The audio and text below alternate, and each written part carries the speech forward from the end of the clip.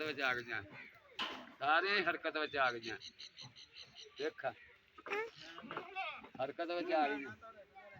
ਮੈਂ ਕਿਹਾ ਸਾਰੀਆਂ ਹੀ ਹਰਕਤ ਵਿੱਚ ਆ ਗਈਆਂ